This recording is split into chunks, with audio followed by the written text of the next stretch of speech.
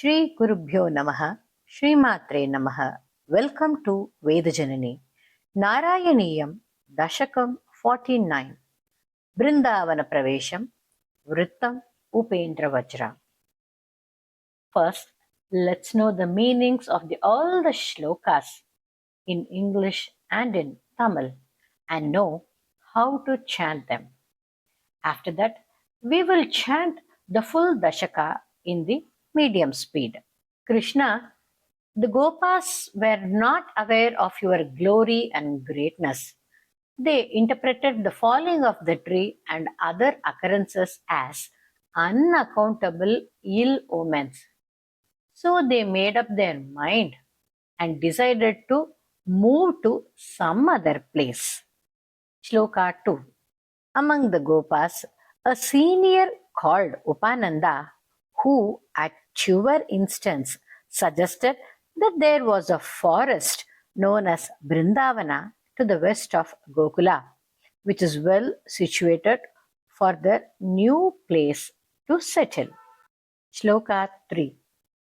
Then Nandagopa and other Gopas vacated Gokula and moved out in their carts along with your mother and you in a majestic cart. Shloka 4. The Gopikas were being entertained by your witty words with the sounds of the carts rolling along and the cows treading on their hooves. Shloka 5. Hey Krishna, you were pleased to see Brindavana with its densely flowered kunda tree and other trees too. Its vast green pastures appearing to be an area paved with emerald. Shloka 6. After constructing new houses, the Gopas settled down comfortably. You, along with other boys, went all over and around and started seeing all the places in the Brindavana. Shloka 7. Hey Guruvayurappa, that you saw Kalindi, the daughter of Kalinda or Yamuna river, which was flowing with clear waters. The echoes of the rivers and the swans enhanced the sweet sound of the river. The thick growth of the full lotuses was like her eyes, ever smiling face. Hey Krishna, you also saw the majestic Govardhana mountain. It was attractive by the resonant sound of the calls of the peacocks. It was radiant by the multicolored rays of the gems it contained. Its high peaks were as though touching the abode of Brahma, that is Brahmaloka. Shloka 9. Then with the Gopa boys you went even to the end of the forest. You came across the winding course of the Yamuna river as though she was a love-lorn damsel waiting to meet you. Hey Krishna, Guruvayurappa, you with Balarama and the other boys roam about gazing the cattle and the calves in the green grasslands.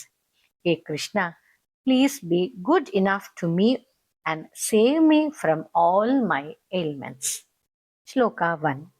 ஹே குருவாயூரப்பா, உன் மகிமையை அறியாத கோபர்கள் காரணமின்றி மரம் முறிந்து விழுந்தது முதலியவற்றை தீய திருஷ்டி என்ற பயத்தால் கோகுலத்திலிருந்து வேறோரிடம் செல்ல நினைத்தார்கள். செகண்ட் ஸ்லோகா. அப்பொழுது கோபர்களில் பெரியவரான உபநந்தன் என்பவர், இங்கிருந்து மேற்கே பிருந்தாவனம் என்ற அழகான ஒரு வனம் உள்ளது என்று கூறி அங்கு செல்ல எல்லோரும் முற்பட்டனர். மூன்றாவது ஸ்லோகம். நந்தகோபர் மற்றும் அனைவரும் கோகுலத்தை காலி செய்துவிட்டு பிருந்தாவனத்தை நோக்கி சென்றார்கள். அப்பொழுது தாங்கள் பலராமன், தாய் யசோதை, ரோஹிணி ஆகியவர்களோடு சிறந்த வண்டியில் ஏறிக்கொள்ள அதை பின்தொடர்ந்து மற்ற எல்லோரும் சென்றனர். ஸ்லோகம் 4. வண்டிகளுடைய இனிமையான சத்தத்துடன் பசுக்கூட்டங்களின் குளம்பு சத்தத்தையும் கேட்டு இடையில் கோபிகைகளோடு தங்களது மழலை சொற்களின் இனிமையும் பருகி வழி நடந்த களைப்பே தெரியவில்லை அனைவருக்கும். ஹே கிருஷ்ணா, அப்பொழுது பிருந்தாவனமும் வந்தது. அடர்ந்த மலர்களுடன் கூடிய குந்தம் முதலிய மரங்களுடனும் மரகத பச்சை கற்கள் பதித்தார் போன்ற அடர்ந்த பசும் புல் தரையுடனும் கூடிய அழகு நிறைந்த பிருந்தாவனத்தை கண்டு தாங்கள் எத்தனை மகிழ்ந்தீர்கள். கோபர்கள் அனைவரும் புதிதாக கட்டப்பட்ட தனித்தனி வீடுகளில் மகிழ்ச்சியோடு வசிக்கத் தொடங்கினர். தாங்கள் இடை சிறுவர்களை அழைத்துக் கொண்டு பிருந்தாவனத்தின் அழகை சுற்றி பார்க்க சென்றீர்கள். அப்போது மலர்ந்த தாமரைகளையே அழகான புன்னகை பூத்த முகமாகவும் வளைந்து வளைந்து வருகின்ற தெளிந்த நீரோடும் கூடிய கலிந்தனின் பெண்ணான காளிந்தி என்னும் யமுனையை தாங்கள் கண்டு மகிழ்ந்தீர்கள். கிருஷ்ணா, அப்போது அங்கே ரத்னங்களுடைய ஒளி கிரணங்களால் பற்பல வர்ணங்களுடன் விளங்குவதும் பிரம்மலோகத்தையே தொட்டுவிடும் போன்ற உயர்ந்ததான கோவர்தனகிரியை தாங்கள் கண்டு களித்தீர்கள். பிறகு கிருஷ்ணா, தாங்கள் இடைச்சிறுவர்களுடன் பிருந்தாவனத்தில் எங்கெங்கு சென்றீர்களோ அங்கெல்லாம் தங்களிடம் மிக்க ஆசை கொண்டவள் போல காளிந்தியான யமுனை நதி ஆற்றை தங்களை சுற்றி சுற்றி வருவதை கண்டீர்கள். ஏ குருவாயூரப்பா, இவ்வாறு பல பெருமைகள் கொண்டதும் மற்ற இடை சிறுவர்களுடன் சேர்ந்து கொண்டு இங்கும் அங்கும் சஞ்சரிக்கின்ற குருவாயூரப்பா, தாங்கள் என்னையும் நோயிலிருந்து காப்பாற்றி அருள வேண்டுகின்றேன். ஸ்லோகா 1. பவத் பிரபாவா விதுராஹி கோபாஹ தரு பிரபாதாதிகமத்ர கோஷ்டே அஹேதுமுத்பாத கணம் விஷங்க்ய பிரயாத்தும் அன்யத்ர மனோவிதேனுஹ. பவத் பிரபாவா விதுராஹி கோபாஹ தரு பிரபாதாதிகம் அத்ர கோஷ்டே அஹேதுமுத்பாத கணம் விஷங்க்ய பிரயாத்தும் அன்யத்ர மனோவிதேனுஹ. ஸ்லோகா 2. தத்ரோபநந்தாபித கோபவர்யோ ஜகௌ பவத் பிரேரணயைவ நூனம் இத பிரதீச்யாம் விபினம் மனோக்யம் பிருந்தாவனம் நாம விராஜதீதி. தத்ரோபநந்தாபித கோபவர்யோ ஜகௌ பவத் பிரேரணயைவ நூனம் இத பிரதீச்யாம் விபினம் மனோக்யம் பிருந்தாவனம் நாம விராஜதீதி. பிருஹத்வனம் தத் खलु नंद मुख्या विधाय गौष्ठीनमतक्षणेन त्वदन्वितत्वज्जननी निविष्ट गरिष्ठयान् आनुगता विचेलुः. बृहद्वनं तत् खलु नंद मुख्या विधाय गौष्ठीनमतक्षणेन त्वदन्वितत्वज्जननी निविष्ट गरिष्ठयान् आनुगता विचेलुः. अनोमनोज्ञध्वनिदेनुपाली पुरप्रणादान्तरतो वधूभिः भवद्विनोदा लपिताक्षराणि प्रपीयनाज्ञायतमार्गदैर्घ्यम्.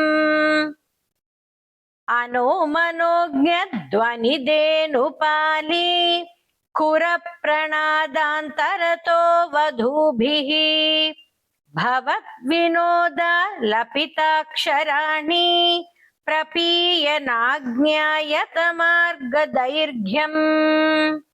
निरीक्ष्य वृन्दावनम् ईशनन्दत् प्रसूनकुन्द प्रमुखद्रुमौघम् अमोदथाशाद्वल सान्त्रलक्ष्म्या हरिन्मणिकुट्टिमपुष्टशोभम्.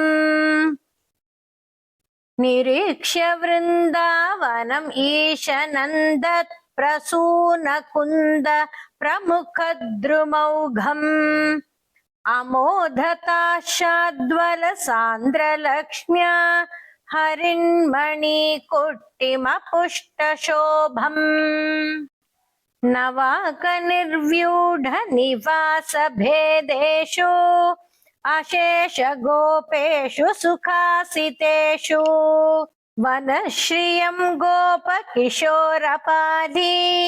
विमिश्रितपर्यगलोकतास्त्वम् नवाकनिर्व्यूढनिवासभेदेषु अशेषगोपेषु सुखासितेषु वनश्रियं गोपकिशोरपाली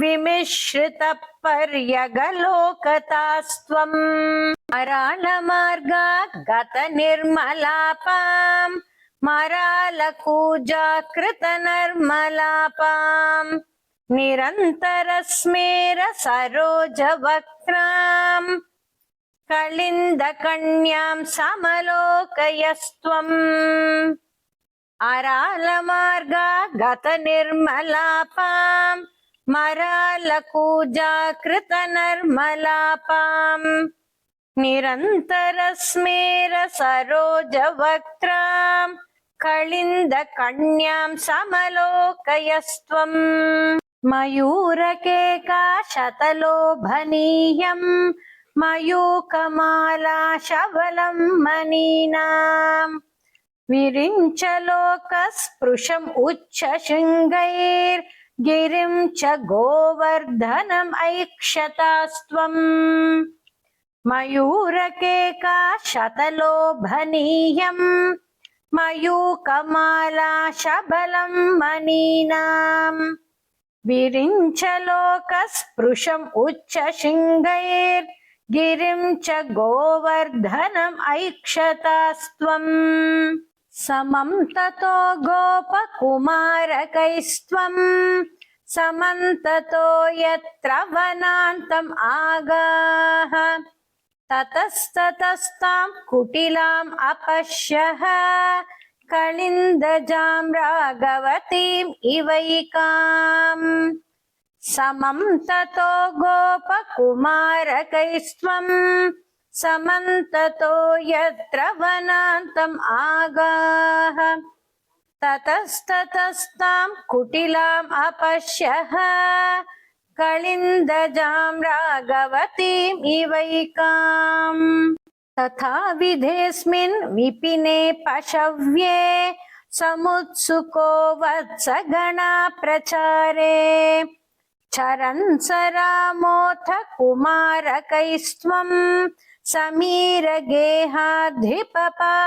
रोगात् तथा विधेऽस्मिन् विपिने पशव्ये समुत्सुको वत्सगणप्रचारे चरन् स रामोऽथ कुमारकैस्त्वं समीरगेहाधिपपाहि रोगात् सर्वत्र गोविंद नाम संकीर्तनम Govind Govind.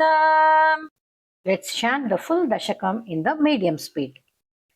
Bhavat prabhava vidurahi gopaha taruprapatadhikamatra koshte ahetumutpada ganam vishankya prayatum anyatra manovitenuhu तत्रोपनन्दाभिधगोपवर्यो जगौ भवत्प्रेरणयैव नूनम् इतः प्रतीच्यां विपिनं मनोज्ञं बृन्दावनं नाम विराजतीति बृहद्वनं तत् खलु नन्दमुख्या विधाय गौष्ठीनमतक्षणेन